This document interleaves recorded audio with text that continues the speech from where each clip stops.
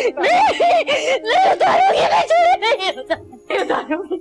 अनाया, अली ने मुझसे वादा लिया था कि मैं ये चूड़ियां ना उतारूं।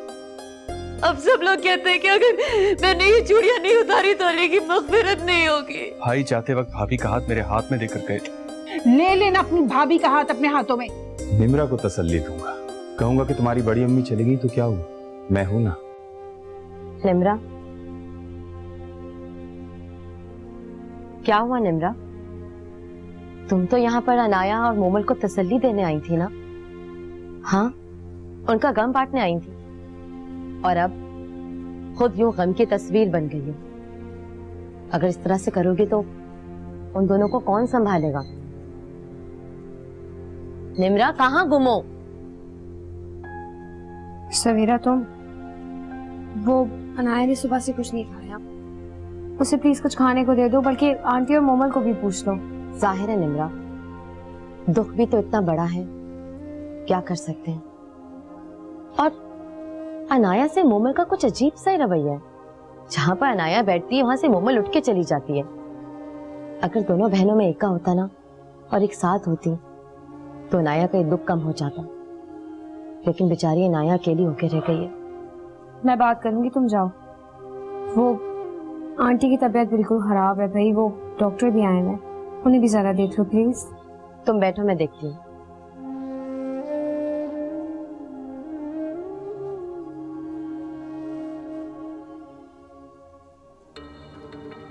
निम्रा,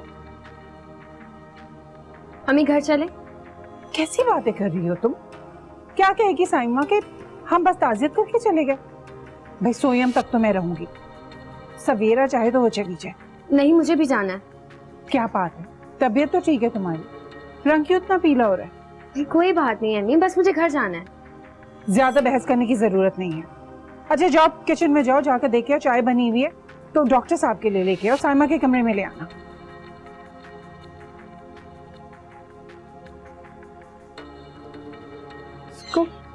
हाँ, क्या है बाजी? वो पुलिस वाले आए हैं और फरीद भाई का पूछ रहे हैं। पुलिस वाले आए? अच्छा तुम चलो, मैं देखती हूँ।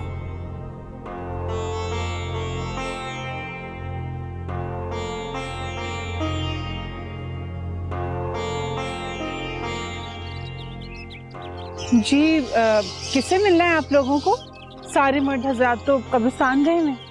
मोहतरमा में लवाहिकीन का बयान लेना था, क्योंकि दोहरा कत्ल स्ट्रीट क्राइम की वारदात है, या कोई जाती दुश्मनी या कोई टारगेट किलिंग।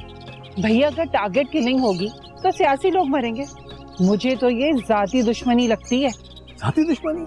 जी जी, भाई मकतूल अली है ना, उनकी बीवी का कहीं चक्कर चल रहा है। मुझे तो लग रहा है कि दौलत के चक्कर में इन्हीं लोगों ने दोनों को मरवा दिया। अच्छा, मगर आप कौन है और ये सारी तफसीलात आपके पास कैसे आई? मैं तो खदीजा की मोहल्लेदार हूँ। वैसे आप चाहें ना तो खदीजा के मोहल्ले चले जाएं, सारी मालूमात मिल जाएंगे। अरे बड़े तमाशे होते हैं वहाँ, ये बेचारों को तो कुछ नहीं पता था, मुफ्त में मारे गए। ठीक है, ऐसा करें आप अंदर से किसी को बुला दें। अरे भाई साहब, मैंने आपसे कहा ना सारे मर्द हज़रात कब्रिस्तान गए हैं और मकतूल अली की वालिदा की ऐसी हालत नहीं है कि वो बाहर आ सके। बस आप खतीजा के मोहल्ले चले जाएं, सब कुछ पता चल जाएगा आपको। और वैसे भी अनाया अच्छी तरह जानती है कि हमला किसने किया और कातिल कौन है। ठीक है, हम बाद में आ जाएंगे। अच्छा भाई साहब, अब मैं चलती हूँ, मुझे जाना है, मुझे देर हो।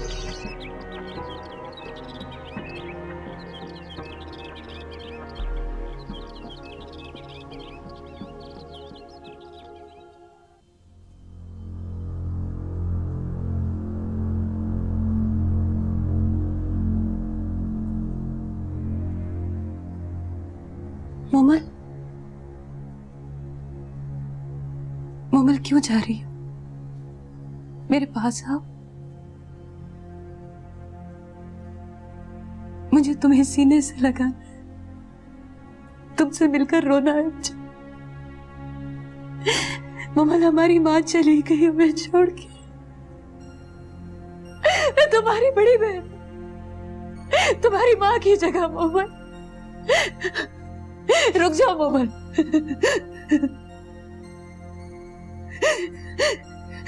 कल से लेकर अब तक हमने एक दूसरे को तसल्ली तक नहीं दी। एक दूसरे का दुख भी नहीं बांटा है मोमल। तुमने मुझसे अली की ताज़ियत भी नहीं की। मेरा सुहाग छिन गया मोमल, मैं बेवा हो गई। तुमने कल से लेकर अब तक मुझसे एक लफ्ज नहीं बोला है हमदर्दी का। तुम्हारा सुहाग छिन गया, तुम बेवा हो गई। जानती हो क्यों?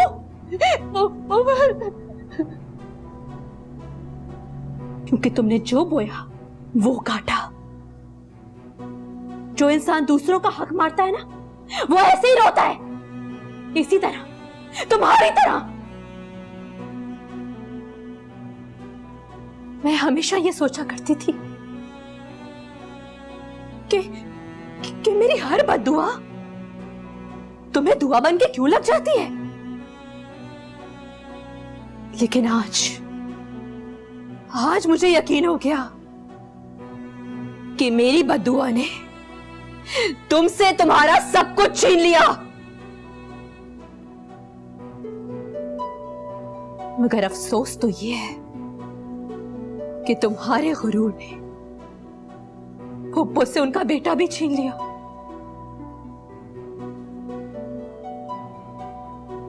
नहीं चाहिए मुझे तुम्हारी कोई हमदर्दी। तुम्हारे कंधे पे सर रख के नहीं रोना मुझे, क्योंकि मैं अपने आंसू नापाक करना नहीं चाहती। हाँ, मगर अगर तुम्हें शौक है ना कि किसी के कंधे पे सर रख के रो, उसके सीने से चिमट के अपना दुख बांटो, तो जाओ, फरीद है तुम्हारे लिए। जाओ उसके पास। नहीं जाना अभी, बाद में जाओगी? ठीक है, लेकिन मुझे अपनी शक्ल मत दिखाना। जा रही हूं मैं।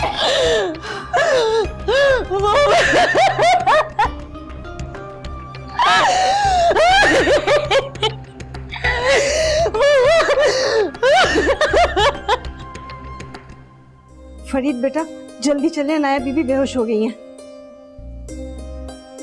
तुम तो यहाँ से हटो, बेहिजाबी हो रही है। कैसी बेहिजाबी? फरीद भाई, ये बिल्कुल ठंडी पड़ रही है, इसे हॉस्पिटल लेके जाना होगा।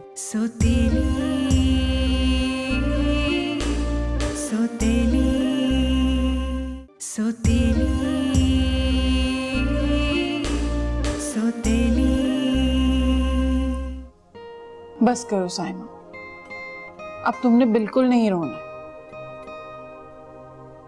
मैं जानती हूँ कि गम बहुत बड़ा है, लेकिन आखिर जिंदगी का भी तो कुछ हक है ना। फरीद को देखिए, कल से इसने भी कुछ नहीं खाया है, सिर्फ आपकी वजह से। मैं आप लोगों के लिए खाना लगवाती हूँ, आप भी खाएं, फरीद को भी खिलाएं और मोमल को भी। हाँ, वैसे अनाया ने खाना खा लिया है, वो ताज़ियत के लिए जो औरतें आई थी ना, उन्हीं के साथ खा लिया उसने।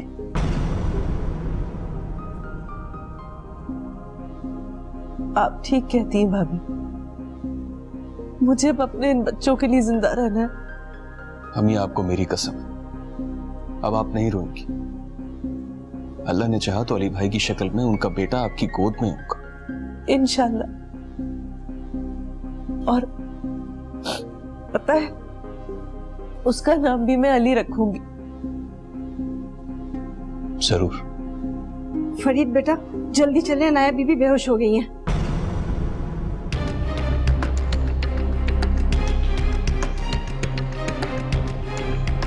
नरगिस भाभी, आप जाकर देखिए अनाया को क्या हुआ। कल से एक घूंट भी पानी नहीं पिया, ऐसी हालत में यही होना था। मैं तो मिन्नतें कर कर के तंग आ गई हूँ। बुआ, मुझे भी अनाया के पास ले चले। नहीं बेगम साहिबा, आप बैठिए, मैं देख लूंगी। लेकिन नरगिस भाभी तो कह रही थी कि जो औरतें ताजियत के लिए आई थी, अनाया ने उनके साथ बैठकर खाना खाया था।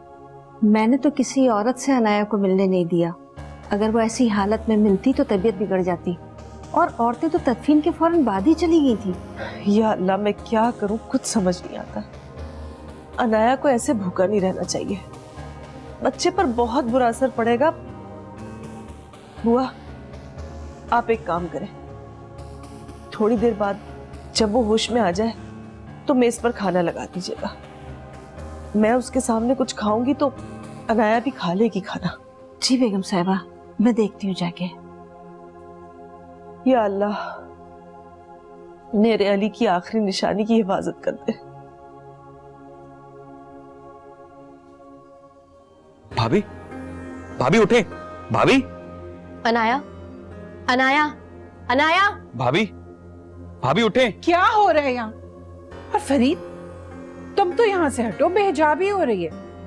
कैसी बेहिजाबी? फरीद भाई, ये बिल्कुल ठंडी पड़ रही है, इसे हॉस्पिटल लेके जाना होगा।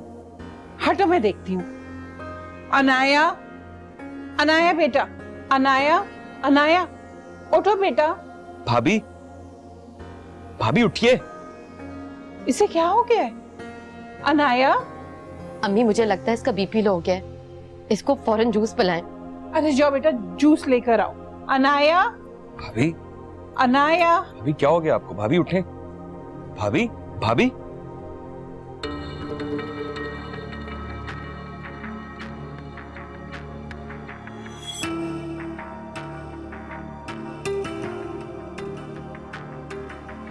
भाभी, भाभी उठिए, भाभी।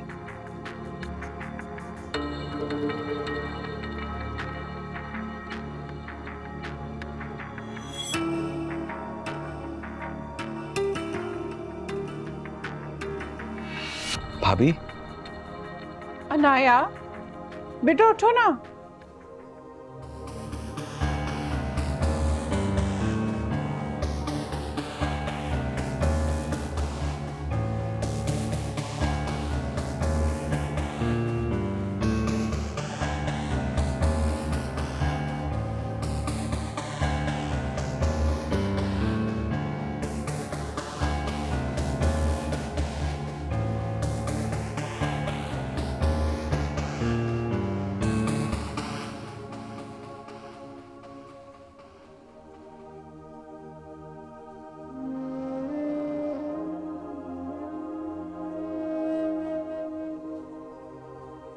चलो अनाया, शाबाश, खाना खाओ।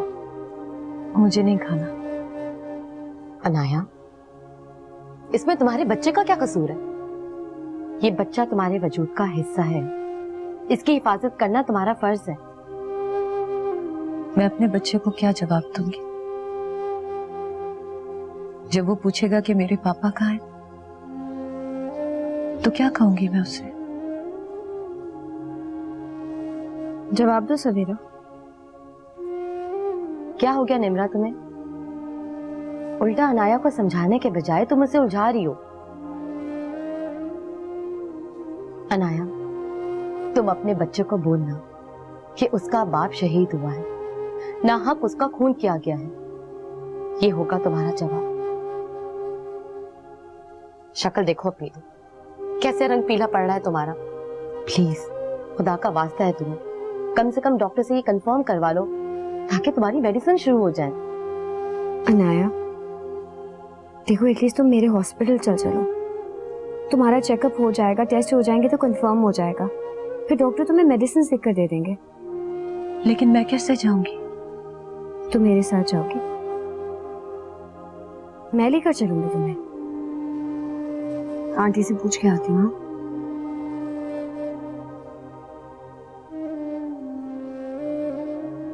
चलो अनाया, शाबाश, खा लो थोड़ा। थोड़ी देर में खाऊंगी।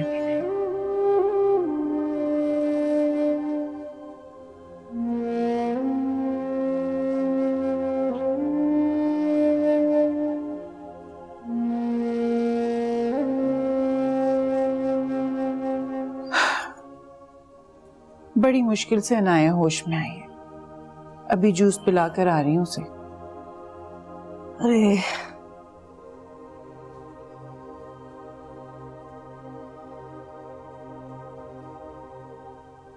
एक तो सुबह से वो खाली पेट है,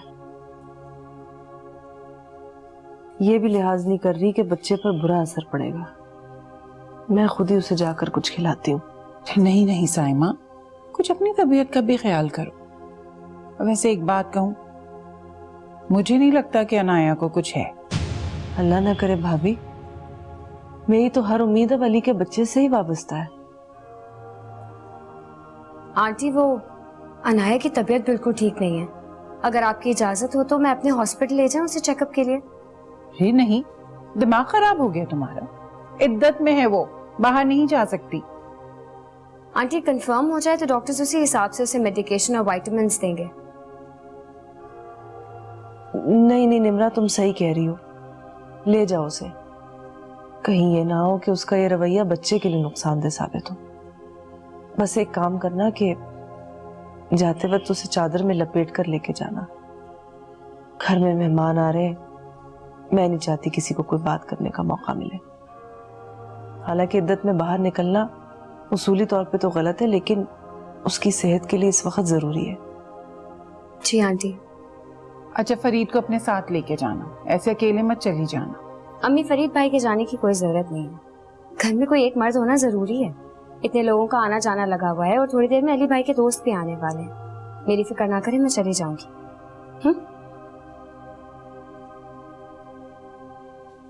भाभी, कितना एहसास करने वाली बच्ची है ना निम्रा।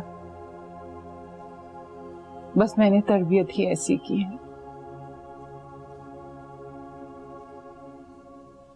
मोमल, मुझे तुम्हारे गम का एहसास है, लेकिन भाभी तो जिंदगी के दलदल में धंसती चली जा रही। तुम्हारे हाथ का सहारा है ना अनाया के साथ। सोतेली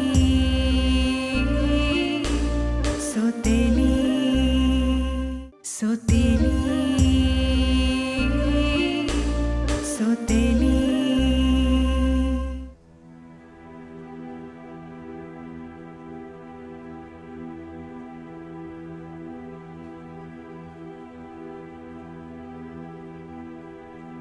मोमल, प्लीज अपने आप को संभालो। मेरी तरफ देखो। नहीं देखना मुझे किसी की तरफ। अम्मी के जाने के बाद मैं कितनी अकेली रह गई हूँ। ऐसा क्यों सोचती हो तुम मोमल? मैं हूं ना तुम्हारे साथ, भाभी हैं। हाँ सब, लेकिन सबके होते हुए भी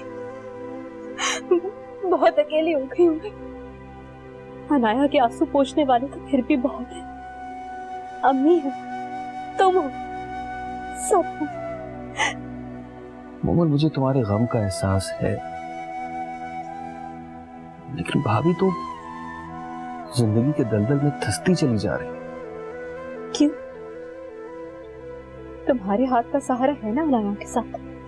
मोमल, मैंने भी अगर हाथ खींच लिया तो भाभी के सर पर हाथ रखने वाला कोई नहीं होगा और ना ही सहारा देने वाला। मुझे तुम्हारा साथ चाहिए अपनी जिम्मेदारियां निभाने के लिए। फरीद, तुम्हारी जिम्मेदारी सिर्फ मैं। नहीं मोमल, अब अली भाई की छोड़ी हुई सारी जिम्मेदारियां मेरा फर्ज बन चुकी हैं।